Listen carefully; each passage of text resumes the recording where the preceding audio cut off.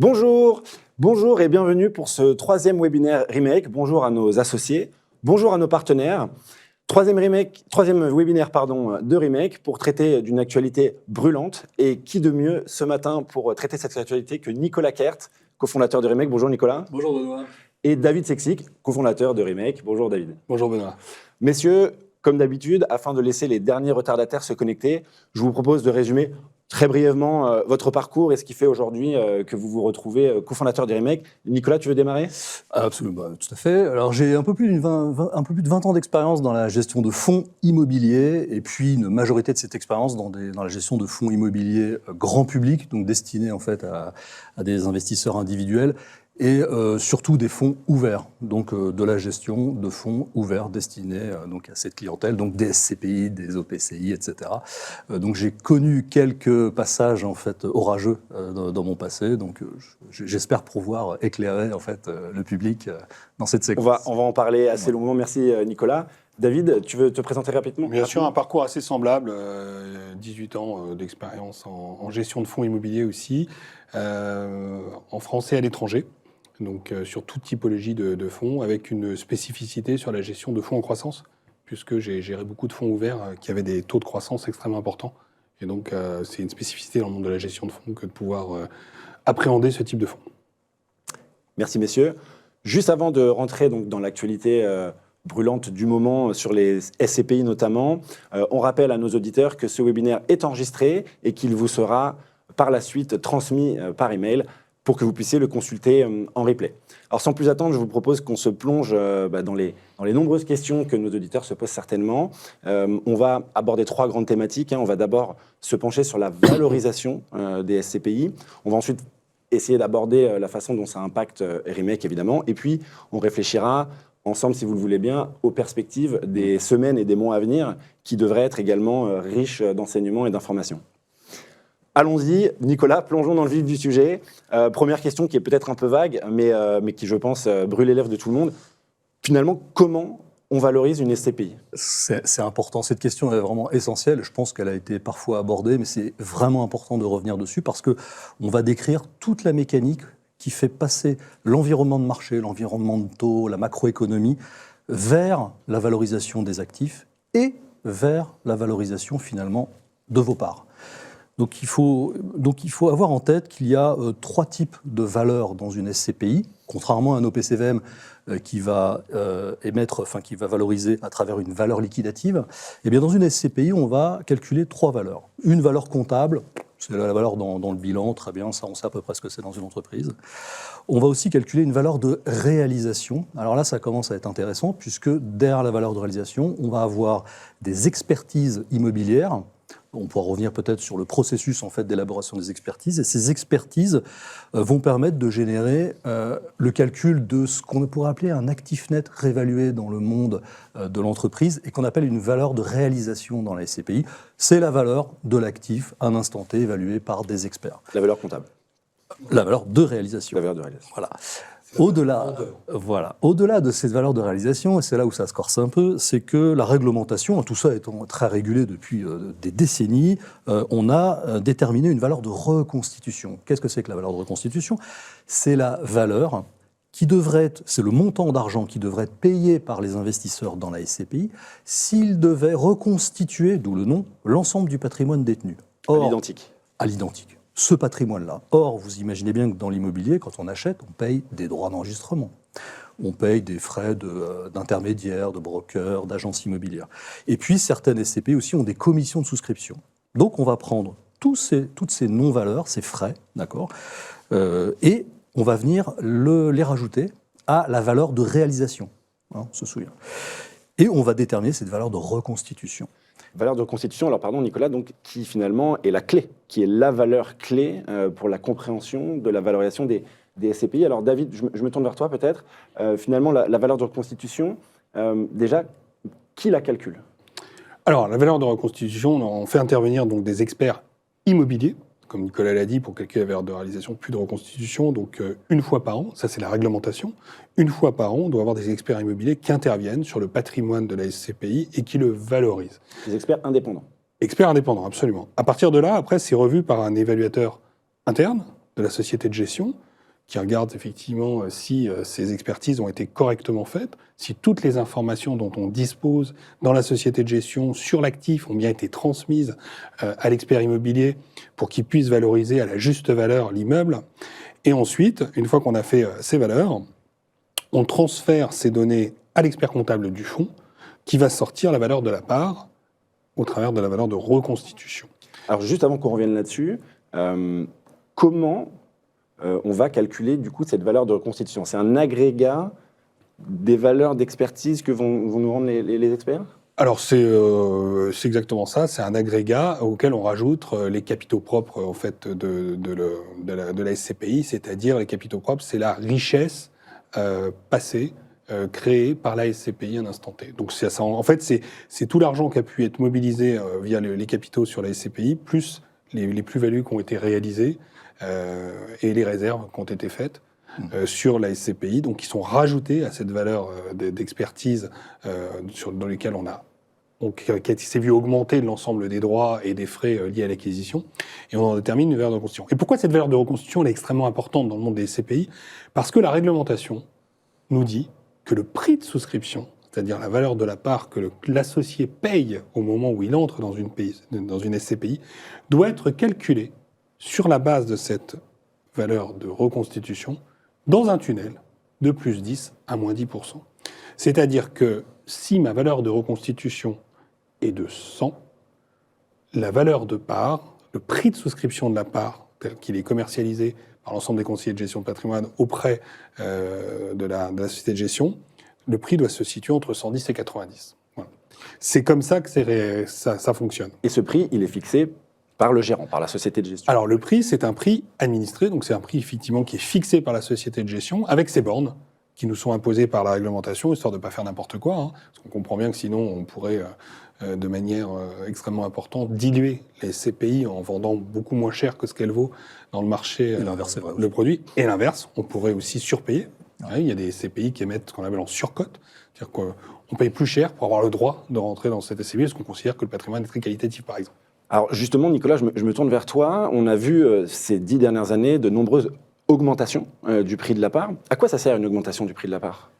Alors à quoi ça sert? Donc comment c'est déterminé? C'est que déjà c'est basé sur des valeurs d'expertise. On rappelle quand même que dans les méthodologies d'expertise, on peut valoriser de différentes façons en fonction de la stratégie que vous avez sur l'immeuble.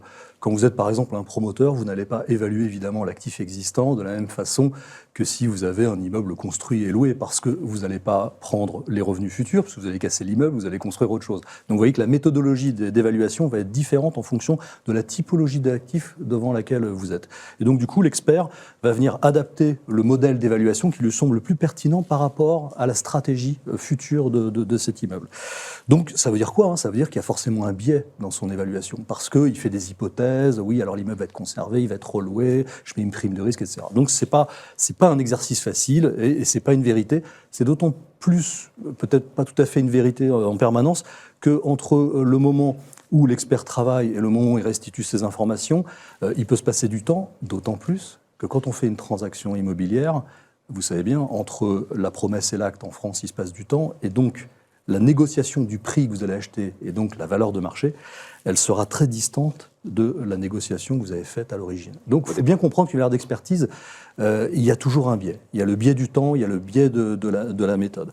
Et donc valoriser en fait sa SCPI, c'est prendre soin de ce contexte. Qu'on regarde depuis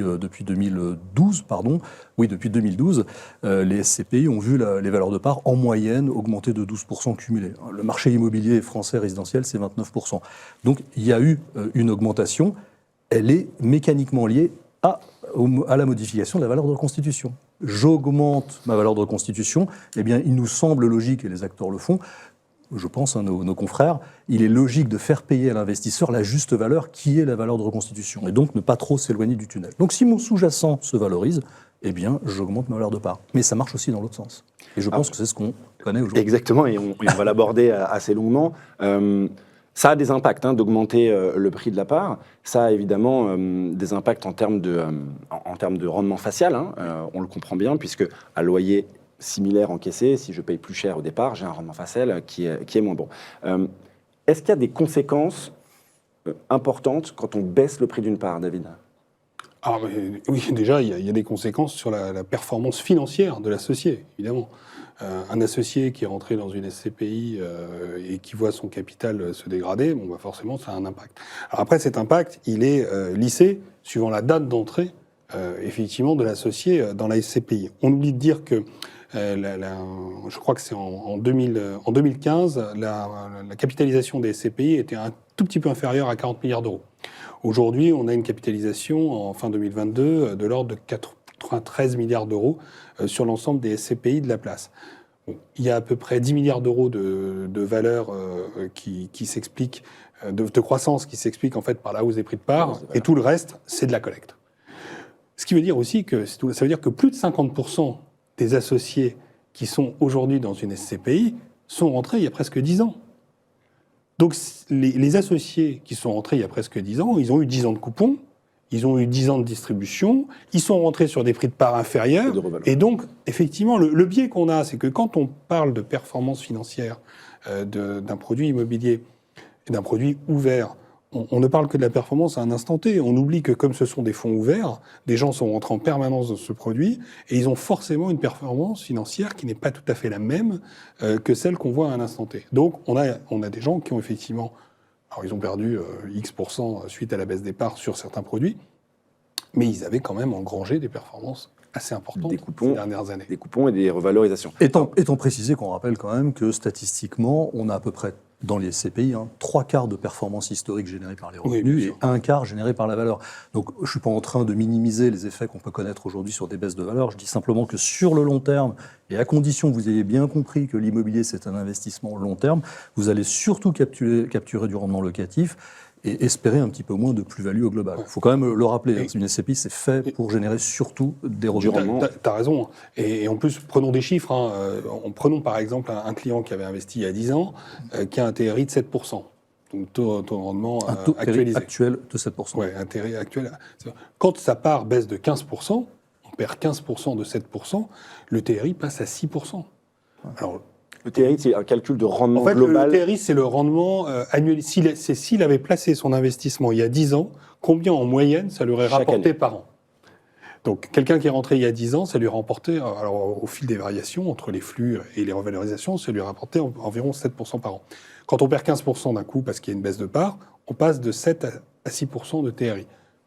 C'est pas neutre, mais ça reste des produits extrêmement positifs. Donc, le vrai sujet, c'est plus le point d'entrée. C'est à quel moment les gens sont rentrés que, effectivement, la performance long terme. C'est très clair. Alors, je vais revenir sur un élément que vous aviez mentionné tout à l'heure. On parlait de la valorisation qui est annuelle, qui est réalisée par les experts externes. Or, cette année, on a eu pour la première fois des valorisations de mi-année qui ont été demandées par le régulateur. Nicolas, pourquoi ? Oui, alors on a effectivement dans le Code monétaire et financier, c'est notre Bible, il est indiqué qu'une SCPI valorise une fois par an. Elle présente cette valeur à l'Assemblée générale qui a lieu en général en juin suivant le 31 décembre, date de valorisation des actifs. Vous voyez déjà l'écart. Il peut se passer 6 mois entre le moment où je publie ma valeur et le moment où je calcule. C'est le droit des sociétés. Donc, parce que c'est juste le droit des sociétés. Donc, juste pour rappeler en fait qu'il y a beaucoup d'élasticité entre la réalité du marché et puis la transformation dans la SCPI. Et donc, du coup, sur ces... alors, zut, j'ai oublié ta question. La question, c'était pourquoi on a eu ces valorisations demandées... Absolument, tu as raison. Donc, on a une valorisation une fois par an, validée en Assemblée générale. Et il peut y avoir des circonstances qui sont autorisées dans le Code monétaire et financier pour réévaluer les actifs. Par exemple, si je veux fusionner ma SCPI, je réévalue et je présente ma nouvelle valeur. Et puis, on peut avoir aussi la faculté pour les sociétés de gestion de réévaluer en cours d'année et de présenter ces nouvelles valeurs, si on souhaite bouger le prix de part, au conseil de surveillance. Donc il y a une petite subtilité qui permet de le faire, mais c'est vraiment à caractère exceptionnel. Effectivement, le régulateur, je pense, je ne suis pas dans sa peau, mais j'intuite qu'en voyant finalement le marché immobilier en fait bouger, le marché immobilier et pas forcément le prix des parts des SCPI en 2022, il s'est dit, tiens, c'est bizarre, le marché obligataire dévisse, puisque les taux ont vachement remonté sur le marché obligataire, du coup les prix ont dévissé sur l'obligataire, et puis je ne vois pas trop les prix de parts de SCPI bouger. Donc que se passe-t-il ? Donc j'interroge, donc je pose la question de vous dire, messieurs, mesdames, sociétés de gestion, vous avez bien compris que votre devoir, c'est d'émettre à un prix de part qui ne soit jamais supérieur ou inférieur de 10% à la valeur de reconstitution, comme on vient de l'expliquer tout à l'heure. Or, si en cours d'année, les évaluations pouvaient bouger et que vous transperciez ce tunnel de 10%, il faudrait que vous me rendiez des comptes. Donc, regardez de nouveau vos valorisations et dites-nous ce qui se passe. Ce qui a entraîné en fait une vague de nouvelles expertises et de facto des réévaluations de prix de part qui font écho à des baisses de valorisation. Alors, on va revenir dans un instant sur les expertises qui ont été réalisées par Remake. Juste, on en termine sur ce sujet des valos. Une vague de produits donc, qui ont réajusté leur prix de souscription à la baisse. Est-ce qu'on peut prendre un tout petit peu de hauteur et peut-être, David, nous parler du contexte macro? Qu'est-ce qui a entraîné ça? Nicolas disait qu'on a eu une hausse de taux, c'est le point de départ. Quels sont les effets derrière qui ont été... Alors, il n'aura échappé à personne qu'à plus de 18 mois, on a commencé à rentrer dans un mode dans un process de hausse des taux qui a été extrêmement important et extrêmement brutal. Si on en discute aujourd'hui, c'est uniquement lié à la brutalité de la hausse des taux.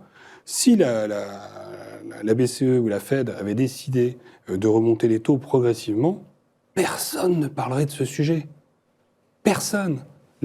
Les fonds immobiliers auraient indexé lentement leur loyer, il y aurait eu une correction progressive des valeurs au travers des taux de capitalisation, c'est un petit peu les taux faciaux des rendements des immeubles à un instant T, et il ne serait rien passé.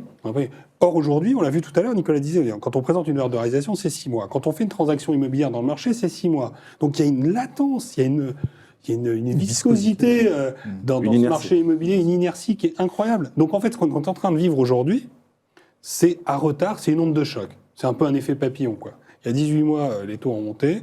Un gros papillon, quoi. Ouais, c'est un coléoptère. Mais donc, ce qui se passe aujourd'hui, c'est effectivement qu'il y a 18 mois, les taux ont monté. Brutalement, à cause de l'inflation. Brutalement. Et pour lutter contre l'inflation, suite au Covid, suite à, effectivement, à des problématiques de démondialisation au niveau de l'industrie, etc., etc. Donc, ce qui fait qu'aujourd'hui, on est en train de voir le résultat. Alors, les autres classes d'actifs, elles ont bougé tout de suite. Le marché obligataire, il a bougé tout de suite. C'est un marché de taux. Les sociétés... D'ailleurs, il y a eu des beaux gadins. Hein. On n'en a pas trop parlé, mais sur les marchés de taux, il y a eu des énormes gadins dont on n'a pas trop vu dans la presse. Oui, alors ça, c'est encore un autre sujet. C'est vrai que quand il y a des gadins sur les actions, quand il y a des gadins sur les obligations, on n'est pas en première page des Échos pour raconter que ça baisse de 10%. Quand c'est l'immobilier, effectivement, tout le monde en parle, c'est toujours amplifié parce que l'immobilier a cet affect incroyable qui fait qu'on pense que ça ne peut pas bouger. Et que il est détaché, en fait, et qu'il y a cette viscosité entre la survenance d'un événement et puis la réalité du terrain. Et donc aujourd'hui, on vit les conséquences de cette onde de choc qui a été démarrée. C'est extrêmement important de le rappeler. Ce qu'on est en train de vivre aujourd'hui, c'est pas une crise immobilière sur l'immobilier d'entreprise. Je ne parle pas du résidentiel, c'est un autre sujet, c'est pas le sujet du jour. Oui, le sujet d'offre, là, voilà. On n'est plus du tout sur le même. C'est pas du tout la même chose. Mais sur l'immobilier d'entreprise, on vit aujourd'hui les effets d'une crise financière. Crise financière avec une volonté de la part des banques de lutter contre l'inflation et donc d'augmenter considérablement les taux et de ralentir l'inflation, ce qui entraîne un ralentissement de l'économie, mais ce qui entraîne aussi un repricing généralisé de la hiérarchie des placements. Donc tous les placements se retrouvent mobilisés et puis à un instant T, on a un épargnant qui dit « Ah bah oui, alors finalement les SCPI c'est à 4%, mais j'ai du taux sans risque à 4%. » Pourquoi je fais de la SCPI? Pourquoi je fais de la SCPI? On est tenté d'arbitrer. Et alors, c'est surtout comment dire, ce sont d'une part les nouveaux entrants qui sont tentés de ne pas mettre d'argent, et donc la collecte baisse. Et d'autre part, ce sont effectivement des gens qui ont fait une performance suffisante et qui se disent, les espérances de performance sur ce produit par rapport à d'autres sont moindres, et donc pourquoi j'arbitrerai pas? Donc en conclusion, on peut dire, je reprends tes mots, David, ce n'est pas une crise immobilière, on n'a pas de déséquilibre entre l'offre et la demande monstrueux. On n'a pas de surconstruction, on n'a pas un arrêt brutal de la demande. En revanche, on est sur une crise financière. Alors, j'ajouterais juste un point pour compléter ce que tu disais. C'est que, oui, effectivement, quand on a vu les expertises, on a bien vu que c'était surtout des effets taux. Hein. Vous savez, pour valoriser un immeuble, c'est simplement, mais c'est plus compliqué que ça, vous prenez le loyer, vous le divisez par un taux. Donc, si vous bougez le loyer, si vous baissez le loyer, vous avez évidemment une baisse de valeur, mais si vous baissez le taux, vous avez une augmentation de valeur, et si vous l'augmentez, exactement comme une obligation. Ce qu'on a vu dans les évaluations, c'est des augmentations de taux. C'est-à-dire que l'expert, il a considéré que l'immobilier devait renter plus, et donc il a augmenté le taux. on n'a pas vu beaucoup de sujets sur les anticipations de loyers, etc. Certes, il y a des nuages sur certaines classes d'actifs. On parle de l'immobilier, on a parlé du commerce bashing, on a parlé d'autres classes d'actifs, du bureau bashing. Voilà, peut-être que ce serait une autre classe d'actifs qui sera à la mode pour la bâcher, ça viendra. Mais en tout cas, c'est pas ça le principal indicateur, en fait. La principale motivation de la variation des valeurs, c'est un repricing, une re-hiérarchisation de la performance des différents placements et donc l'immobilier. Mais tu as raison de rappeler le sujet des classes actives, des sous-jacents actifs, parce que c'est vrai qu'il y a quand même des interrogations sur le bureau qui existent aujourd'hui et qui font caisse de résonance dans un marché. Mais en tout cas, on ne peut pas dire, on ne peut dire à aucun moment que ce qui se passe aujourd'hui sur les SCPI ou ce qui se passe sur les expertises, c'est lié au bureau. Ça n'a rien à voir. Là, on mélange les choux et les carottes. C'est une crise financière. Messieurs, je suis désolé, je vous interromps. On a débordé un petit peu et il faut qu'on parle de Remake. Remake, on a réalisé donc des expertises à la fin de l'année 2022 qui étaient bonnes, qui permettaient en tout cas de maintenir le prix de part. Et on a même vu le prix de la part augmenter en juin 2023. Pourquoi, Nicolas ? Alors, on a la chance, en fait, avec Remake, parce qu'il y a aussi un facteur chance, de s'être lancé au bon moment. On n'a pas d'héritage à porter avec un actif qui a été acheté il y a quelque temps et qui pourrait en fait se déprécier par le mécanisme dont on a parlé tout à l'heure.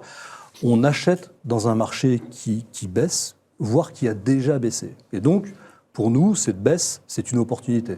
Ça n'est pas un risque.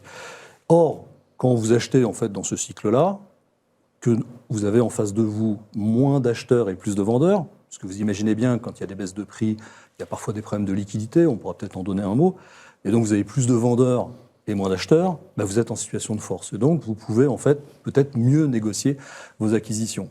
Et par conséquent, il peut arriver, c'est pas systématique, que vous puissiez en fait acheter dans des très bonnes conditions et que l'expert considère que vous avez fait une très bonne affaire et qu'il réapprécie la valeur. Ce n'est pas des revalorisations énormes, mais il peut considérer en fait cette augmentation. Et c'est pour ça qu'on peut avoir ce paradoxe où on s'est retrouvé avec des valorisations qui ont augmenté à fin 2022 parce que finalement on a battu le marché dans lequel on investit. Je ne dis pas que ça se reproduira, mais c'est ce qui a pu se passer. Si je dis ça grossièrement, on a bien négocié. Absolument, c'est ça. À l'achat. Exactement. Et la valeur des immeubles à la fin de l'année était supérieure au prix qu'elles ont. C'est ce que dit l'expert en tout cas, c'est ce qu'il considère. Et c'est assez logique, ce qu'on disait tout à l'heure, hiérarchie des produits, raréfication de la collecte parce qu'on a des opportunités d'investir dans des produits qui sont plus rentés. Donc s'il y a moins de collecte, il y a moins de présence d'investisseurs sur le marché. En même temps, vous avez moins accès à la dette parce que les taux ont augmenté considérablement sur la dette bancaire. Donc là aussi, moins d'acteurs qui peuvent tirer le levier bancaire pour acheter des immeubles.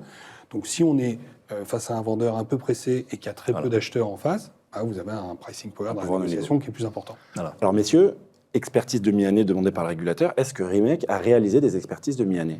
Oui, on a réalisé des expertises au 30 juin 2023 sur l'intégralité de notre patrimoine. On n'a pas fait d'échantillonnage ou quoi que ce soit. On a décidé d'expertiser l'intégralité du patrimoine.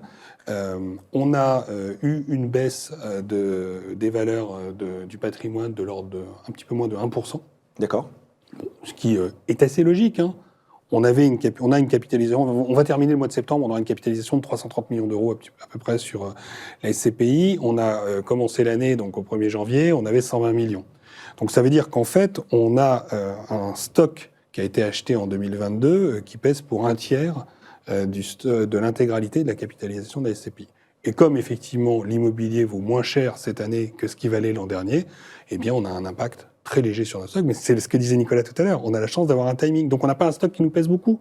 Conclusion, on baisse très très peu. Mais oui, effectivement, ça a baissé quand même, parce qu'on ne peut pas d'un côté dire qu'on fait des bonnes affaires, parce que les immeubles baissent, et de l'autre dire, non, mes immeubles, ils ne sont pas touchés. Ça, la dernière fois qu'on a vu ça, c'était le nuage de Tchernobyl, et puis il n'est pas arrivé jusqu'à certains. Alors, la question qui évidemment se pose, et on l'abordera peut-être tout à l'heure un peu plus longuement, mais est-ce que ces actifs qu'on acquiert aujourd'hui, donc en 2023, Nicolas, est-ce qu'ils potentiellement, ils pourraient eux aussi voir leur valeur baisser à la fin de cette année? Ça, c'est une anticipation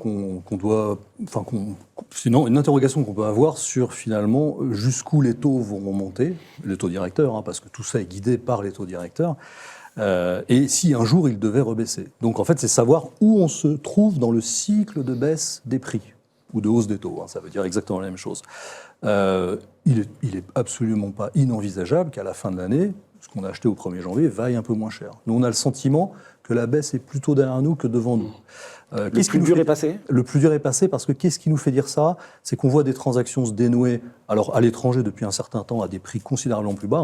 On a fait des opérations on a acquis des immeubles à moins 40% par rapport à ce qu'ils avaient été marketés il y a un an, donc c'est quand même assez violent.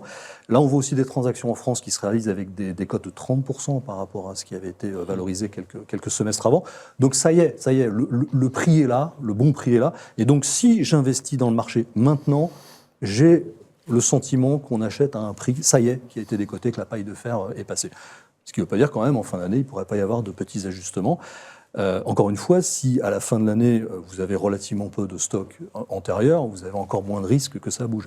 Si vous avez beaucoup de stock sur lequel il y a encore des mauvaises nouvelles à apporter, vous pouvez encore avoir des baisses. Donc, mais j'ai l'impression que le gros de l'orage, en fait, est passé. Enfin, c'est notre sentiment. Alors, je pose une dernière question sur ce sujet-là, et puis après, on va traiter justement des perspectives. David, est-ce que c'est le bon moment pour investir, ou est-ce qu'il vaut mieux garder du cash de côté en se disant, ça va encore un peu baisser, je garde mon cash et j'investis un peu plus tard? Alors déjà, garder son cash, c'est ne pas agir. Donc forcément, et l'immobilier, on l'a vu, il y a une inertie, donc il faut lisser les points d'entrée. Donc investir régulièrement dans un mouvement de baisse, c'est pas forcément idiot. Et puis surtout, quand on place pas son cash, on n'a aucun rendement. On n'a aucun loyer à mettre en face. On n'a rien. Durement monétaire. Oui, alors on a un peu de monétaire, c'est vrai. Mais bon, est-ce que ça a vraiment... Mais le monétaire, il est à 3-4%. Enfin, moi, je suis pas payé pour placer mon argent, enfin l'argent des associés en monétaire, hein, enfin, je crois.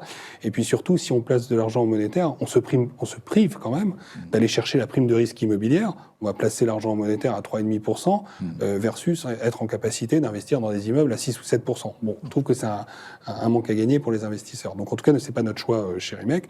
On est surinvesti. Donc on a placé l'intégralité de notre collecte. C'est te demander ce que veut dire surinvesti? Ça veut dire qu'on a placé l'intégralité de notre collecte, elle est déjà engagée intégralement et on a un petit peu de dette pour prendre de l'avance sur la collecte à venir, pour ne pas diluer la performance des associés. Alors des petites proportions, hein, on est sur un effet de levier de l'ordre de 10%. Sur la SCPI. L'intégralité de la SCPI. Ouais, donc c'est pas monstrueux, hein, ça s'absorbe très bien, mais ça nous permet aussi, dans l'intérêt des associés, de maintenir la performance et de ne pas attendre. Donc, et de saisir des opportunités. Et de saisir des opportunités, et c'est ce qu'on fait.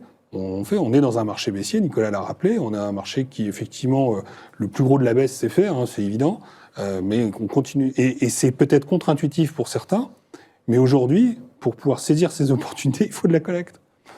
Il faut de la collecte, c'est pas. Sinon, on regarde les trains passer. C'est le nerf de la guerre. Alors justement, abordons la dernière thématique avant de passer aux questions-réponses.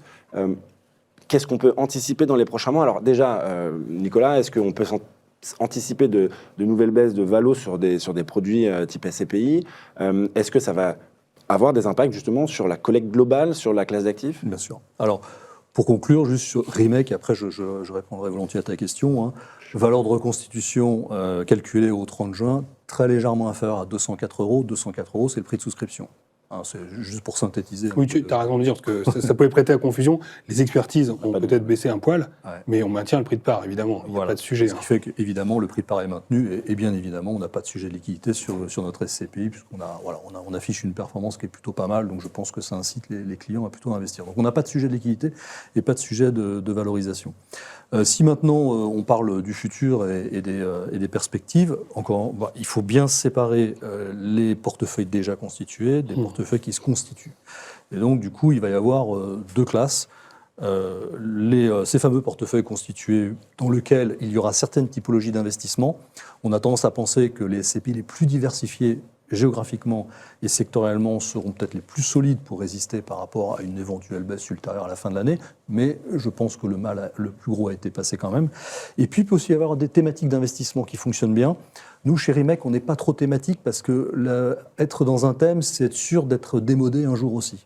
Et donc, du coup, on préfère plutôt être opportuniste, et on est opportuniste géographiquement et sectoriellement, pour aller là où il y a des affaires à faire, plutôt que de s'enfermer dans une classe d'actifs trop étroite. Mais il faut reconnaître qu'il y a des classes d'actifs qui se comportent très bien. Celles-là, elles devraient être à peu près à l'abri des remous, ainsi que les très diversifiés. En revanche, les très sectoriels et thématiques, sur des problématiques de bureaux, on en connaît aussi certaines sur le commerce qui sont spécifiques. Ça peut continuer à bouger. Ça peut continuer après, c'est un peu à la Il ne faut pas oublier une chose, hein, c'est qu'on a connu 10 ans de baisse des taux en fait, tout le monde a bénéficié de cette baisse des taux. Tout le monde faisait de la performance, je dirais, quoi qu'il achète. C'est la baisse des taux. Voilà. Là, on a une hausse des taux qui entraîne à peu près tout le monde, en fait, dans des revalorisations, modulo ce que je viens de dire sur la diversification. Les taux remontent, ça ne veut pas dire qu'ils ne baisseront pas. Ça ne veut pas dire qu'ils ne baisseront pas.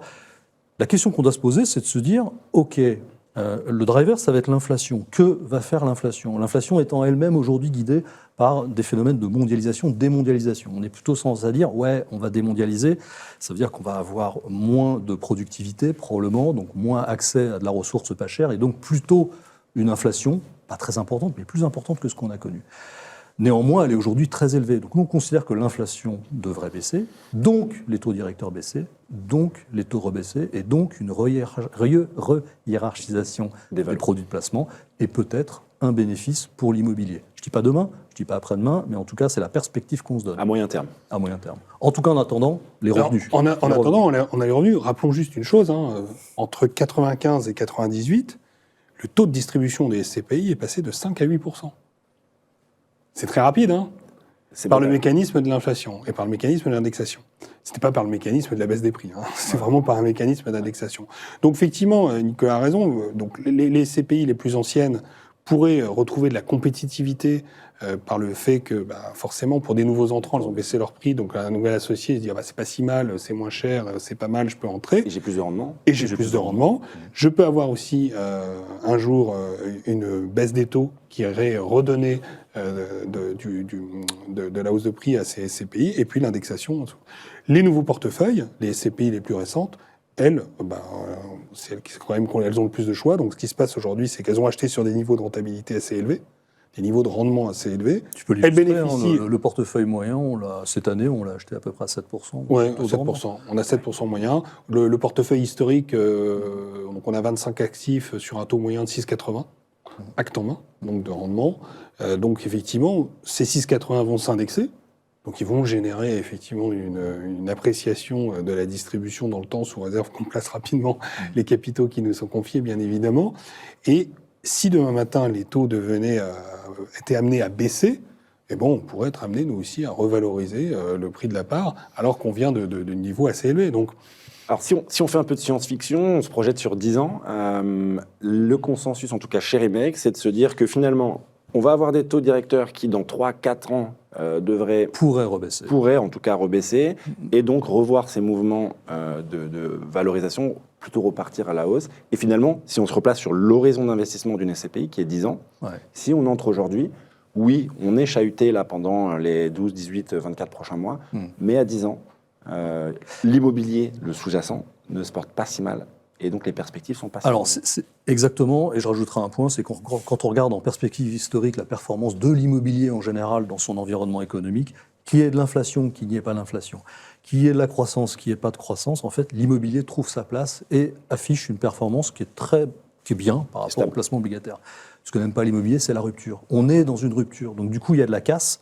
Je pense que le devoir des sociétés de gestion, c'est de rappeler deux choses. D'une part, le devoir de transparence sur ce qui va se passer, et d'avoir ce courage de communication. Moi, je loue le courage des asset managers qui ont été les premiers à baisser leur prix durant l'été, et c'est une très bonne chose, et il faut le faire parce que c'est la vérité qui doit sortir dans les prix. On est conscient que les nouveaux entrants, ils doivent rentrer au bon prix, donc il n'y a pas de tromperie à faire à ce niveau-là, mais je rajouterai aussi une chose, c'est que il ne faut pas être un trader de fonds immobiliers. J'observe que, je lis parfois dans des forums, dans des discussions, que oui, moi j'arbitre, je sors, je rentre. Attendez, l'immobilier, c'est le temps long. Et j'ai envie de vous dire, profitez en fait de bons points d'entrée pour vous renforcer dans l'immobilier à bon compte aujourd'hui. Mais j'ai surtout envie de vous dire, lissez votre investissement, croyez dans la SCPI pour les revenus locatifs qu'elle dégénère, ne faites pas des coups dans l'immobilier. Ça marche dans les deux sens. N'investissez pas tout de suite, mais ne sortez pas tout de suite. Regardez en fait dans la durée ce que vous rapporte ce placement par rapport à d'autres, et vous verrez qu'il est bon. C'est un bon placement, mais à condition de le considérer dans la durée. Et de lisser aussi ses points d'entrée, ça c'est pas idiot. Alors c'est un peu contre-intuitif parce qu'on vient de dire qu'il y avait des valorisations qui avaient baissé, ça a plutôt tendance à peut-être inquiéter les investisseurs. On peut s'attendre sur le dernier trimestre à une collecte qui soit en baisse, en tout cas peut-être un peu en berne, parce que les gens patientent de voir les expertises de fin d'année. Oh, c'est possible. Alors le 3T historiquement, le 3T, c'est-à-dire c'est juillet, août, septembre. Historiquement, c'est pas le trimestre sur lequel on collecte le plus. Donc on verra effectivement ce qui va se passer quand on aura les chiffres de collecte du 3T. Mais enfin pas la vérité, mais en tout cas la tendance, elle sera donnée au 4T. Ça c'est sûr. On verra effectivement où on atterrit au 4T. Bon, aujourd'hui, on n'a pas de boule de cristal pour savoir comment ça va se passer. Mais effectivement, continuer à se renforcer dans les points d'entrée qu'on a décrits aujourd'hui, c'est pas forcément idiot quand on voit qu'on a des SCPI dans les trios de tête qui génèrent plus de 7%. Donc il y a quand même des opportunités pour aller faire des placements qui sont aujourd'hui avec des performances très très correctes par rapport aux autres classes actives. Tu l'as dit, il y a un découplage en fait, on le voit, on l'observe dans la collecte, avec d'un côté des CPI qui sont à des niveaux de rendement servi inférieurs ou très proches finalement du taux sans risque, on parle de 3%, 3,5%, 4%, où là il se passe des choses, et puis tous ceux qui arrivent à générer cette prime de risque, on parle encore de cette fameuse prime de risque dont on parlait au début, qui arrive à générer une prime de risque entre le livret A, on va dire, ou le fonds euro, et puis la performance servie par la SCPI, là, il y a encore de la liquidité, il y a de la collecte, et il y en a même plutôt pas mal. Donc, si vous arrivez à générer dans l'immobilier cette fameuse prime de risque, il ne devrait pas y avoir trop de soucis, en tout cas sur la liquidité. On est très attentifs, nous, à la gestion, à la prime de risque. Je sais qu'on est toujours tenté d'acheter des immeubles plaquettes, de se faire plaisir, et croire qu'on fait plaisir à nos associés en achetant des immeubles magnifiques sur des niveaux de rentabilité extrêmement bas. La réalité, c'est qu'il faut continuer à respecter la hiérarchie des produits financiers. Il faut s'intéresser à la prime de risque, parce qu'au final, on n'est pas des vendeurs d'immeubles, on gère des fonds, et en face de ces fonds, on a une promesse commerciale sur une performance financière. Et un benchmark. Et c'est ça qui doit nous driver. C'est pas les plus beaux immeubles, c'est les immeubles qui remplissent leur mission. Donc, quand on me demande, mais ils sont beaux tes immeubles? Mes immeubles font le job. Les immeubles, ils font la perf, et c'est ça qui compte. C'est le plus important. Ça va permettre de stimuler de la collecte. Alors, on le disait, c'est un peu contre-intuitif, mais en réalité, c'est le meilleur moment pour collecter, un peu comme les fonds en euros qui ont rouvert les vannes pour remettre des obligations un petit peu plus rentables. Alors, je module la réponse parce que je dirais toujours investissez dans la mesure de vos moyens et essayez de lisser vos points d'entrée, mais en tout cas, ça peut être un bon point d'entrée. Absolument. Pour le Nous, gérant, en tout cas, le cash qui rentre aujourd'hui, on a le sentiment en fait qu'il est très très bien utilisé parce que les conditions d'investissement sont bonnes. Donc, on rend en fait cette bonne utilisation à travers un taux de distribution. Voilà, on va encore dépasser les 7% cette année. On a terminé l'année, donc on devrait les dépasser. Pourquoi ? C'est simplement parce qu'on a des capitaux qui rentrent, on investit à 7%, voire même plus sur le deuxième semestre de taux de rendement immobilier, donc on est capable de servir des rendements élevés. Voilà, donc ça c'est un fait. Mais on le voit aussi. Regardez les nouveaux fonds en euros qui sont créés par les compagnies d'assurance. Pourquoi ils servent des rendements plus élevés ? Parce qu'ils jouent avec des balles neuves, ils jouent avec des placements obligataires, voire un petit peu plus de surperformance sur d'autres classes actifs, qui créent un peu plus de peps. Anciens fonds, nouveaux fonds, tout ça est pareil, on n'a rien inventé. Bon, merci beaucoup messieurs. Allez, dernière question peut-être sur Imec, avant de passer, sur l'avenir, avant de passer aux questions-réponses qui sont nombreuses, ça arrive sur le petit écran. On a vu depuis un an Imec investir énormément à l'étranger, exclusivement à l'étranger. On vient de le dire, il se passe beaucoup de choses en immobilier. On a évoqué tout à l'heure, Nicolas évoquait même en France des baisses de valo de l'ordre de 30%, de l'ordre de 30-35% à l'étranger. David, on peut s'attendre à quelle zone d'investissement pour Imec dans les 6-12 prochains mois ? Alors, on continue d'investir dans nos marchés, j'ai envie de dire historiques, que sont l'Espagne, Pays-Bas, Dublin, et maintenant on a ouvert cet été le Royaume-Uni. Alors dans des proportions assez raisonnables, parce qu'il y a quand même le Royaume-Uni, c'est pas de l'euro, donc quand on investit à Édimbourg, on investit en sterling. De change. Donc il y a effectivement maintenant un risque de change, mais ça porte sur une partie menue du portefeuille, puisqu'on a un immeuble qui pèse un peu moins de 10% de la capitalisation. Donc on considère que le risque est appréciable, et quand on regarde, on fait des calculs en fait de volatilité sur le sterling. Bon, on considère qu'en tout cas, le risque vaut la chandelle par rapport au rendement qu'on a pu saisir. On a quand même acheté un immeuble dans le rectangle d'or d'Édimbourg, c'est le H&M d'Édimbourg, extraordinaire, dans des conditions financières qu'on n'a pas vues depuis plus de 10 ans. Ça, c'est évident. Donc, on continue de regarder les opportunités à l'étranger, mais on revient aussi sur le territoire français, puisqu'on est en train d'acquérir un immeuble, je touche du bois, normalement on signe le 2 octobre, un immeuble donc en périphérie parisienne, sur des niveaux là aussi, un immeuble avec un bail long, avec un locataire de premier rang, sur des niveaux de rendement qui sont extrêmement attractifs pour la SCPI et qu'on n'a pas vu depuis quelques années sur ce type de produit. Donc, il faut rester opportuniste, Nicolas l'a dit. Nous, on ne se prive de rien. C'est juste que, de la même manière qu'on a pris la décision il y a 12 mois de ne plus faire de France parce qu'on considérait que le marché français ne corrigeait pas assez vite, aujourd'hui, on constate qu'il y a des corrections. C'est normal, hein, les corrections, elles arrivent parce que y a des vendeurs qui sont pressés, il y a des gens qui veulent arbitrer, des vendeurs institutionnels qui veulent sortir de l'immobilier, faire autre chose. Il y a aussi des gens qui voient leur dette arriver à échéance et donc ils se disent est-ce que je remets de la dette pour refinancer mon actif ? Ah mince, je l'avais financé à 1,5, maintenant la dette est à 5. Ça m'intéresse plus, donc je vends mon immeuble. Et donc, tout ça, c'est autant d'opportunités pour nous, pour la SCPI. Donc on va continuer de renforcer nos positions à l'étranger, et puis, de façon opportuniste, on va regarder un petit peu les immeubles en France. Merci messieurs, beaucoup de questions. Je vais vous poser celles qui reviennent le plus. Je commence par toi Nicolas. Est-ce que les baisses de valorisation qu'on a vues sur un certain nombre de produits jusqu'ici pourraient générer des crises de liquidité sur ces produits? Alors, on parle donc de SCPI. La liquidité d'une SCPI, elle est dans 99% des cas liée à la collecte. Donc, j'ai un souscripteur qui rentre, je peux faire sortir un souscripteur. Bon, pour les mêmes montants, bien évidemment.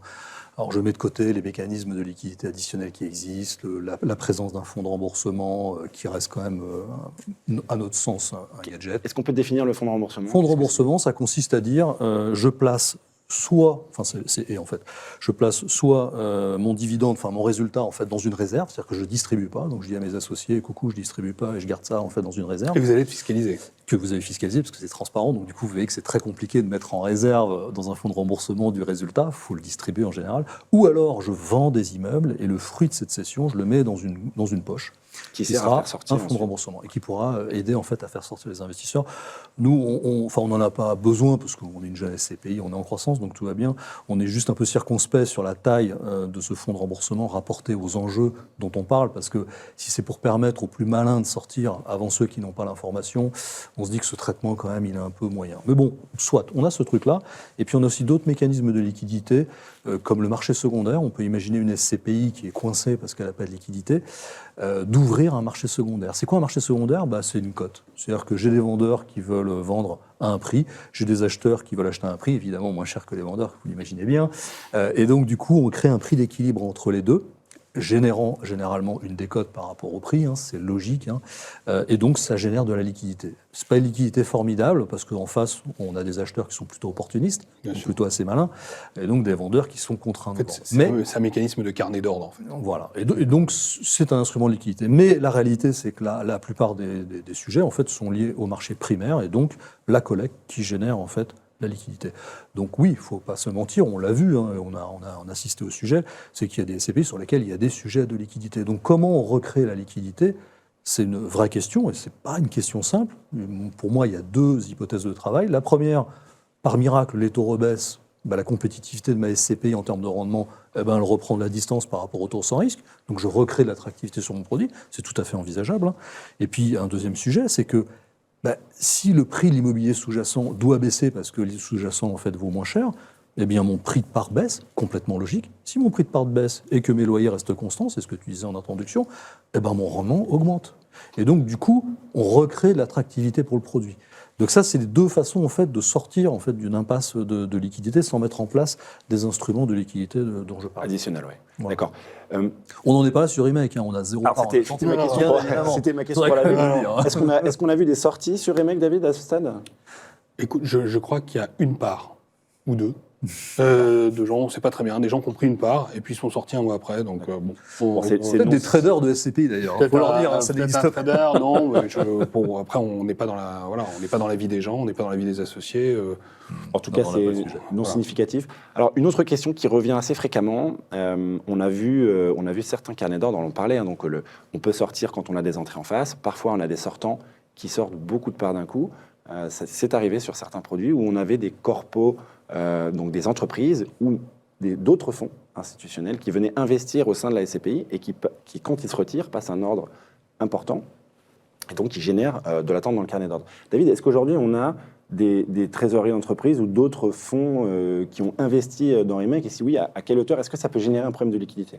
Alors, déjà, c'est une pratique de marché que d'avoir des institutionnels ou des corpos au sein des capitaux des fonds immobiliers. Hein. C'est normal, ils ont de l'argent, ils sont comme tout le monde, ils ont besoin de le placer et l'immobilier est un placement qui rapporte d'argent. Nous, on est assez vigilants là-dessus, puisqu'on a une guideline interne qui est de dire que on ne veut pas dépasser 10% de la capitalisation auprès de ce type d'investisseurs lorsque le fonds est stabilisé, et on est prêt à un instant T monter à 15% lorsqu'on est en phase de croissance. Donc voilà. Donc c'est pas aujourd'hui on a un petit peu moins de 8% de la capitalisation qui est détenue en direct par ce type d'investisseurs. Donc nous, on considère que finalement, c'est pas un risque. C'est un risque qui est très mesuré. Ouais. finalement.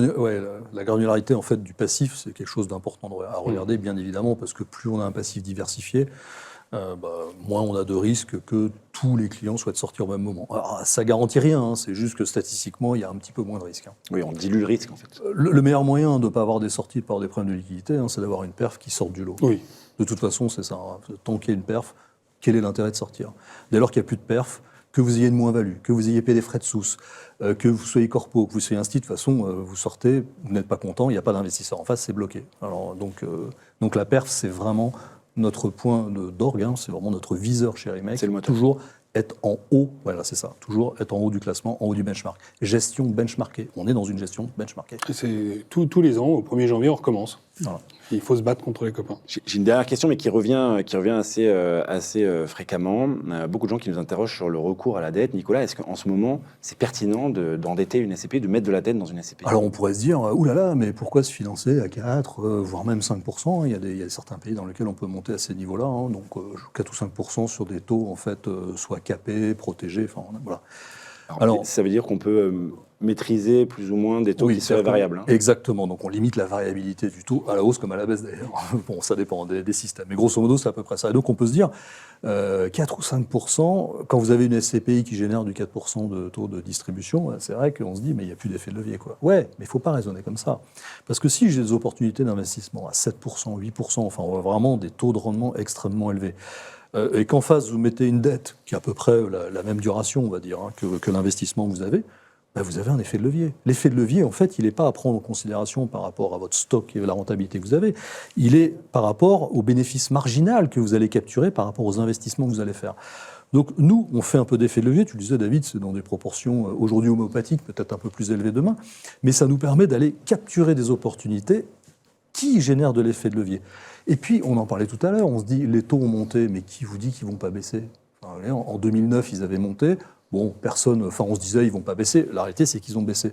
Mais vous pouvez renégocier votre dette. Donc, si vous rentrez avec des dettes à 5% ou 4%, et que vous avez cette perspective d'avoir une baisse des taux, vous avez un effet de levier, mais gigantesque, qui peut se créer. Alors, en fait, on ne fait pas que ça, c'est juste que c'est un outil supplémentaire. Exactement. À notre sens. Alors nous, on l'utilise vraiment comme un outil pour capturer des opportunités en avance de collecte, mais dans des proportions extrêmement raisonnables. Ouais. Mais effectivement, il y a 2 supports à la performance sur le fait de verrouiller de la dette aujourd'hui. Le premier support, c'est de verrouiller une dette à taux fixe et de mettre en face des revenus variables, indexés. Donc j'ai une charge qui est figée dans le temps, mais j'ai des revenus qui s'apprécient via le mécanisme de l'indexation. Donc l'effet de levier augmente dans le temps et la performance s'apprécie davantage. Deuxième point, comme Nicolas l'a rappelé, eh bien, si les taux baissent, on n'est pas à l'abri d'aller renégocier effectivement la dette et avec des taux financiers, un coût de la dette inférieur à ce qu'il a pu être au moment de la mise en place du crédit, avoir là aussi un effet de levier plus important. En revanche, ça peut être un problème si vous avez capturé de la dette à 1,5% et que vous vous retrouvez à vous refinancer à 5%. Ça, c'est l'effet de massue. Ça c'est l'effet massue, c'est l'effet inverse. C'est pour ça que la dette, c'est bien, il ne faut pas trop en avoir, et il faut avoir conscience qu'au moment du renouvellement, ça peut être soit un héritage, soit un poids, soit aujourd'hui plutôt une opportunité. Donc la dette aujourd'hui, oui, à condition que l'investissement soit relatif. Soit raisonnable. Messieurs, on est arrivé au bout de ce webinaire. Merci pour ce moment. Merci à nos auditeurs d'avoir été présents ce matin. Merci de votre confiance. Je vous rappelle que vous retrouverez ce webinaire en replay via un lien qui vous sera envoyé par email. Merci beaucoup, David. Merci, Benoît. Merci beaucoup, Nicolas. Merci, et puis à très bientôt pour un nouveau webinaire.